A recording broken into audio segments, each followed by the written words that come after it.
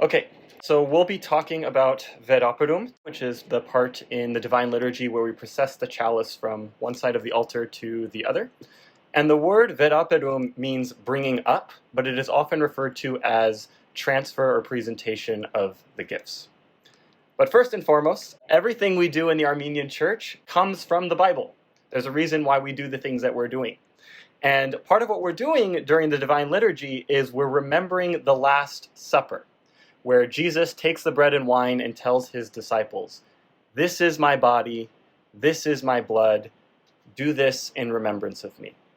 So each Sunday, Jesus invites us to his house, the church, right? And during Veraperoom, we process the chalice with the bread and wine around the holy altar table. But why? Why are we doing that? We're not taking the chalice on a walk. It's an intentional procession. And the whole point is to prepare for communion. That's the whole point of Veraperoom.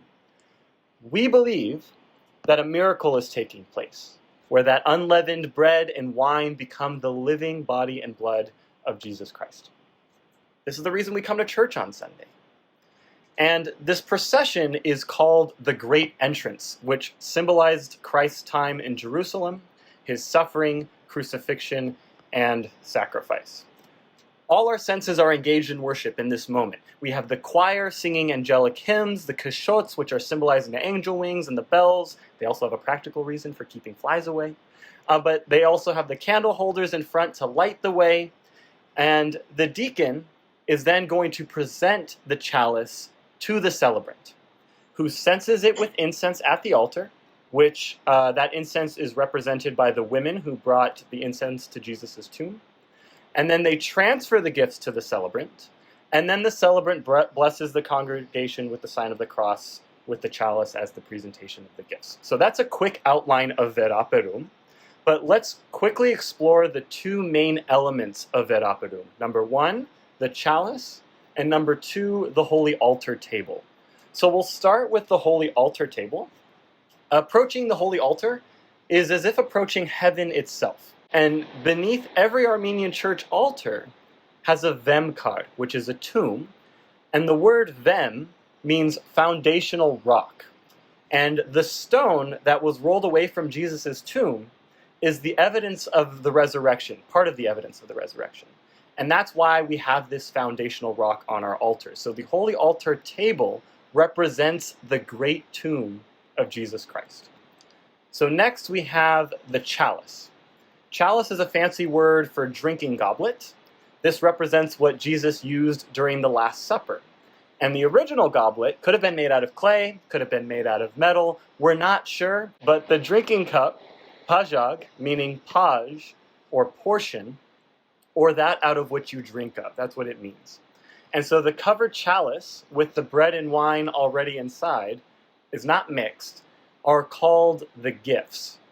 And that's why Veraperoom is known as the transfer or presentation of the gifts. So now that we've talked about these two main elements of Veraperoom, which is the holy altar table, which represents the great tomb of Jesus Christ, and the chalice, which is used at the Last Supper for the bread and wine, the body and blood of Christ, let's dive a little deeper. So to get us in a visual mindset of like what we're doing, video aids really help me. Here's a quick video I put together, one from the deacons, sensing deacon's perspective, what they first do at the beginning of Veraperoom, and then the deacon who's doing Veraperoom, what that does. Now, I was by myself, so there was no one really here, but here's just a quick outline. So if you were the sensing deacon, you walk around, you hand the purvar to the to the deacon doing Veraperoom, you sense the altar 9 times, you turn to the left, you sense 3 times, kiss the left side of the cover, sense 3 more times, kiss the right side. Sense 3 more times, hand the purvar over to the sensing deacon, and then you pick up the chalice facing north, process, face east, process, face south, process, and deliver and transfer to the priest. So that's what we're doing. Hopefully that'll visualize things a little better. But we're going to slow it down a little bit and take a look at what exactly we're doing and why for each step. So if we look at the entirety of Veraperoom, we can break it down into 3 sections. Prepare, process, present, and each section has multiple steps, and we'll review these briefly. So the first thing we do is we take off our shoes. Then we approach the celebrant and remove the crown and the cross necklace, the pectoral cross, This comes from the Old Testament. Why are we doing that? It's because God revealed himself to Moses in the form of the burning bush. And God said to Moses, "Take off your shoes, for the place where you are standing is holy ground." So we too are standing on holy ground at the altar. And the celebrant's divestment is also important because unlike other services where rank is really emphasized, every church, from the Catholicos down to the youngest priest delivering their first badarak, assumes the same rank as priest.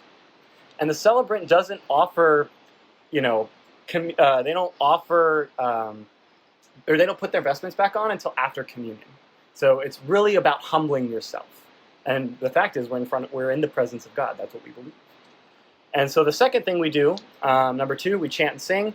So while one deacon helps to remove the crown and the cross, the remaining altar servers sing Mivok, and that ends with Mertetzi Hasvadaim Chorot. And that means, no one draw near to this divine mystery. We are essentially saying, approach the holy altar only if you are ready. And the choir then sings, Marmideru Nagan, right? That's the song of the angels, which says, the body and blood are present before us. Holy, holy, holy Lord of hosts. We believe, and I can't emphasize this enough, are in the actual presence of God. So the third thing we do is we transfer the purvar. The sensing deacon walks around, delivers it to the person doing Veraperoom, and then we start singing Sarmos, right? The fourth thing we do is we sense the altar 9 times, quietly reciting Psalm 51. So Psalm 51 is a fundamental psalm of cleansing and is used in almost every church. I'd highly recommend you commit that to memory. And meanwhile, the celebrant is also singing a cleansing psalm, silently saying a cleansing song to themselves. We don't actually hear this.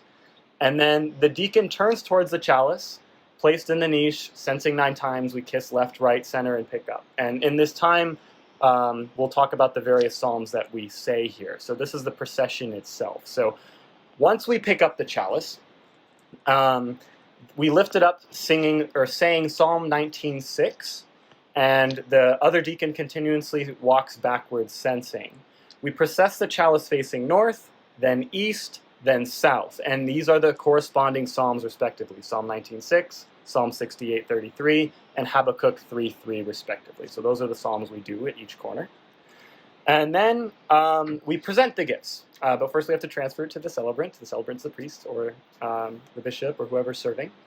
And we hold the chalice really high and we recite Psalm 24:7 through 10. And we alternate this. This is the part where the celebrant says, Ovesa takavod parats, and then we respond, Zainkne takavod parats. He is the King of glory. He is the King of kings.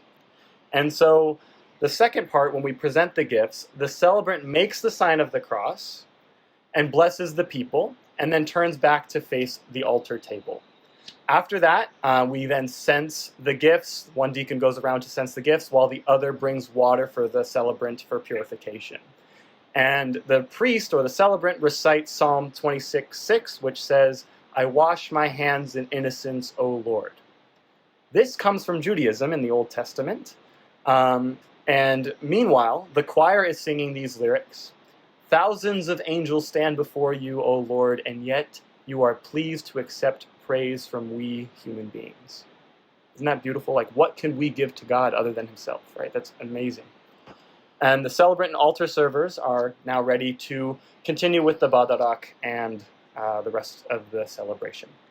So that's what we do today. But believe it or not, this is just a small fragment of a far larger procession. Veraperoom actually used to start at the back door of the church. Why? Because the congregation actually used to bring the bread and wine used for the badarak. The priests didn't have to make nushchars by themselves before coming to church. The people brought the bread and wine. So the procession would start at the back door, then up the stairs to include all the congregation, and then through the center aisle to include the congregation, then up the stairs and continue with the rest of the procession. So remember, The divine liturgy is not a spectator sport. We are all active participants, including the congregation, and we really got to engage with that. Okay, so what's unique about the Veraperoom is that it's a privilege reserved only for deacons. But now you may be saying, but Deacon David, I've heard my Derheid, I've seen him do Veraperoom before. Yes, that is true. But that typically happens only when a bishop or another visiting priest is present. And if you notice, the priest is not fully vested. They actually go down in rank temporarily to humble themselves. So last time we talked about the first deacons like St. Stephen, and we learned in Acts chapter 6 that there are 2 requirements to becoming a deacon, 1 who are full of spirit and 2 who are full of wisdom. And we also learned that deacons were essentially waiters, right? Preparing the table and singing psalms. That's what we're doing here. In Veraperoom, we're bringing the chalice to the altar table. We're waiting on tables and singing psalms. So in summary, we prepare for Veraperoom by first removing our shoes. We also help the celebrant remove their vestments. We do this because God said to Moses, "Take off your shoes, for the place where you are standing is holy ground," because we are in the presence of God. Then we cense the altar and the chalice, reciting Psalm 51, and process the chalice around the altar, reciting multiple psalms in each direction. And then we continue to the front of the altar, facing the celebrant, reciting Psalm 24. He is the King of Kings. And then we give the chalice to the celebrant, who then gives the blessing. After the blessing, we cense the chalice some more with the priest, and then wash the celebrant's hands. All this so we can continue to then prepare communion. Okay, so I hope we all have a deeper sense and appreciation for the Veraperoom, and kind of understand more of the whys we do what we do. So I hope we take this back to not only keep this on this Zoom call, but share this with our altar servers this coming Sunday or the following Sundays, and share what we know. So thank you so much for taking the time to listen.